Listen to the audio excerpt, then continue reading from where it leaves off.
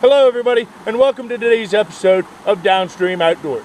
Today on DownStream Outdoors, we're back into the trapping mode. We got Bill Weaver back. He's going to show us a lot more about trapping today, and today in particular, he's going to show us something called a flat set. Take it away, Bill. Okay, this next set I'm going to set is called a flat set. I'm going to dig my trap bed.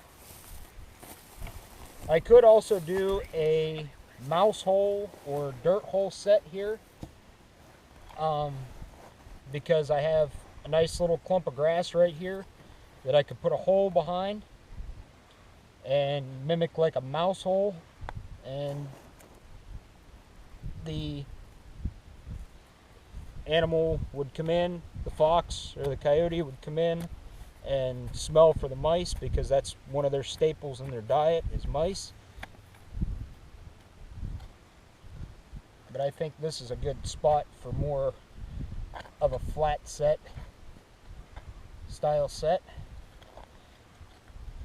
If you're reading books and everything about trapping, everybody will have a different name for what they call things. So if I'm calling it a flat set, somebody might call it a mafia set or something like that.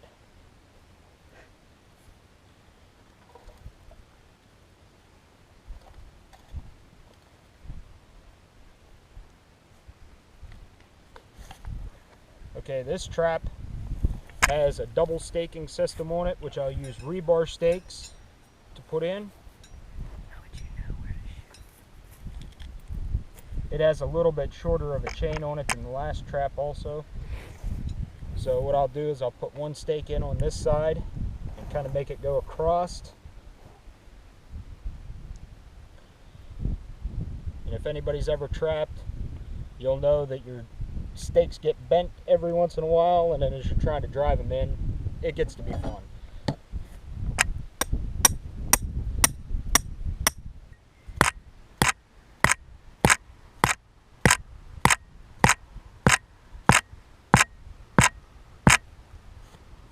Now you just want to give it a good tug. Make sure those stakes aren't going to come out of the ground.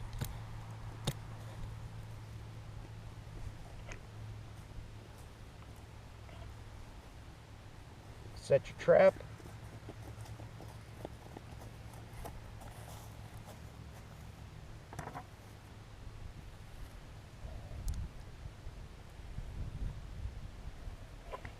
And again, bed it good and tight.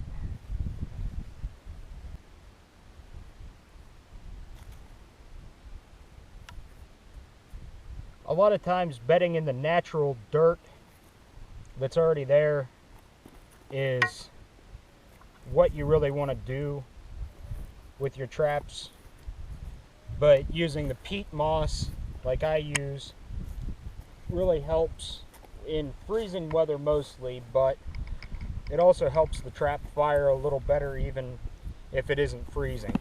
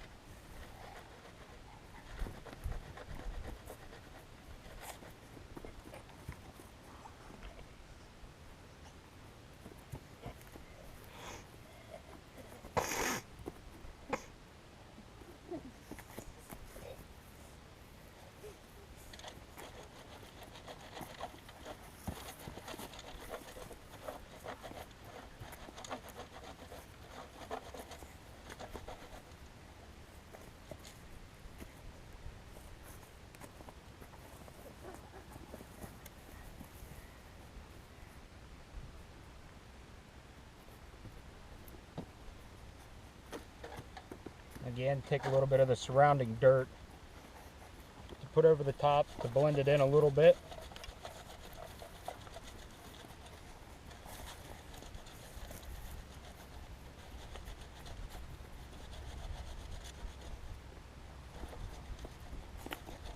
Depending on what kind of set I'm making, and where the location of it is on how well I blend it in.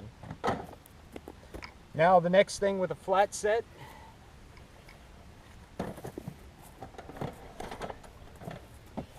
is you take your handy driver or a rebar stake and you'll poke 3 or 4 holes around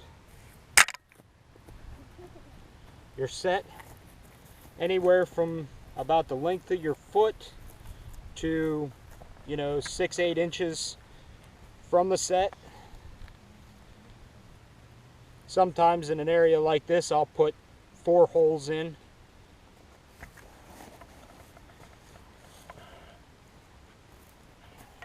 Just about the size of a mouse hole and about 6 or 8 inches deep.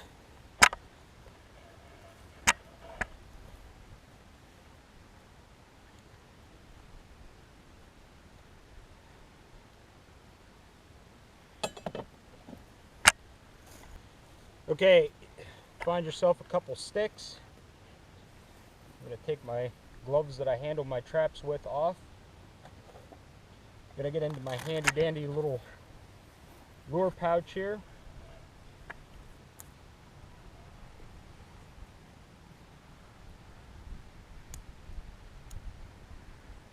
I'll dip the stick in that lure. I'll put it down the hole.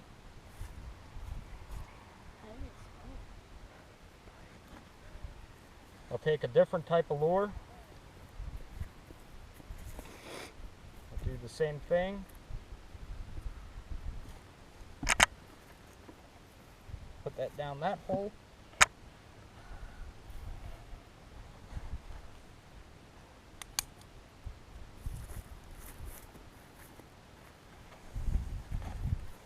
I'll explain different lures a little better when I can show labels and stuff. That one down that hole. I'll put up to 4 different lures in the holes. That's all about curiosity. It's a good thing I got that. As that fox or the coyote comes in, they'll go, "Ooh, what's that smell like?" Then they'll go over there, and then they'll come over here because they'll smell something different. And as they're coming over there, they're going to cross right over your trap and step right in it, hopefully. This is a really good set. I've caught a lot of animals out of this type of set, especially fox. Well, everybody, that about does it for this week's episode of Downstream Outdoors. Once again, I'd like to thank Bill Weaver for coming on, teaching us more about the trapping. Look forward to doing many more episodes with this man in the future. He has a vast knowledge on trapping that I can't wait to exploit for you guys' education and entertainment. Just to recap what Bill did there, he did a flat set, okay? And with this flat set, he's using multiple lures. He used actually 4 different lures in this particular set. And what we know about the animals that he's trapping, like foxes and coyotes, is they have a very strong sense of smell. And with all these different smells going on, you're going to pique that animal's curiosity. And it's going to run between all them different smells. And the chances of it stepping on your trap pan exactly where you need it go up exponentially. So we'll have to check back in, see how he made out with this set. And until next time, keep your line wet and out of the trees.